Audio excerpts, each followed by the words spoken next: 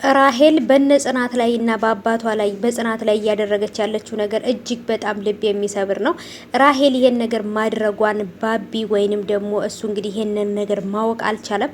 ምክንያቱም ይሄን ነገር ናሆም ሲያቅ በጣም ነበር ልብ የተሰበረው። ምንድነው የምትፈልገው ብሎ ቤቱን የተከራየችው ራሄል ለራሷ ሳይሆን ለጽናት ጓደኛ ለእናቷና ለጓደኛዋ ነበር። ይሄን ነገር ደግሞ ብትሰማ ጽናት በጣም ነው ልቧ የሚሰበረው። በእርግጥ የጽናት ጓደኛ ይሄን ነገር ምንም ነገር አታውቅም።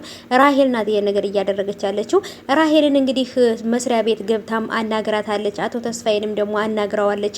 በጣም ከባድ ነገር እያደረገች ነው። ለጽናት ለጓደኛዋ ስትል ብዙ መስዋዕት እየከፈለች ነው። ጓደኛዋ በጣም መልካም ልጅ ናት። አቶ ተስፋዬንም ወደ ስራቸው ማተመልሳቸው ከሆነ ከባድ ይሆነ ነግረዋለች። ሰላም ሰላም፣ ውድ የተከበራችሁ የቻናሌ ተከታታዮች እንዴት ናችሁ? ከኔ ጋር ሁሉ ሰላም ነው። ሰላማችሁ ይብዛልኝ ባላችሁበት ውድ ቤተሰቦቼ። ለቻናሌ አዲስ ከሆናችሁ ሰብስክራይብ እያደረጋችሁ ቤተሰቡ ነው። ነባሮች እንኳን በሰላም መጣችሁ ብያለሁ።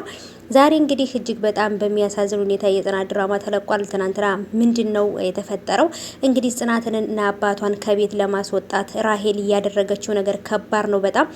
ራሄል እነሱን ከመርዳት ይልቅ እሱና ሆሜን የራስ ያደርጋለሁ ብላ ምስኪንና ምንም የማያውቁትን እናትና አባትና ልጅን ጽናትንና አባቷን እያሰቃየቻቸው ነው ማለት ነው። በጭራሽ ግን ይሄ ነገር መጨረሻ ላይ አጸፋ ወይንም ደግሞ የሚከፈላት ነገር ከባድ ነው። በእርግጥ ራሄል በጣም በችግር ያደገች አሁን ላይ ሽማግሌ ሰውዬ አግብታ እሱ አውርሷት የሞተውን ገንዘብ ነው ገንዘብ አለኝ ብላ የምታወራው እንጂ ከምንም በላይ በጣም ድሃ የነበረች እህቷን ማሳከም ራሱ ያልቻለች ድሃ ነበረች ማለት ነው። አሁን ላይ ግን ሹገር ዳዲ ወይንም ሽማግሌ ሰው እያግብታ ከሱ በወረሰችው ገንዘብ ግን ሌሎችን ሰዎች እያሰቃየች ነው ማለት ነው። ስለዚህ የድህነትን ቦታ የሚያውቀው ወይንም ድህነትን የሚያውቀው ሰው ደግሞ በሰዎች ላይ እንደዚህ ሲጨክን በጣም ያሳዝናል። አሁን ላይ ጽናት ለራሳቸው የሚሆን ትንሽዬ ቤት እየፈለገች ነው ማለት ነው። ራሄል እንደዚህ ራሷን እንትን እስከምትል ድረስ እያለቀሰች የነበረው የጽናት ጓደኛ በተናገረቻት ነገር ነው። አንቺ እናት የለሽም እንዴ? እንደው ከፈለሽ በእናትሽ ልለምንሽ እናቴን ተይልኝ ስትላት በጣም ነበር ያለቀሰችው። ለምንድን ነው እንደዚህ የተሰማት? እናቷ በህይወት ያለች አይመስለኝም። እናቷን ወይንም እህቷንም ራሱ ያጣችው በችግር ምክንያት ነው ማለት ነው፣ ማሳከም ስላልቻለች እና ስለዚህ ችግርን የሚያቅሰው ለምንድን ነው በሰዎች ችግር ላይ የሚፈራረቀው? በጣም ከባድ ነው ይሄ ድራማ። በጣም ብዙ የሚያስተምረን ነገር አለ ማለት ነው ውዶቼ።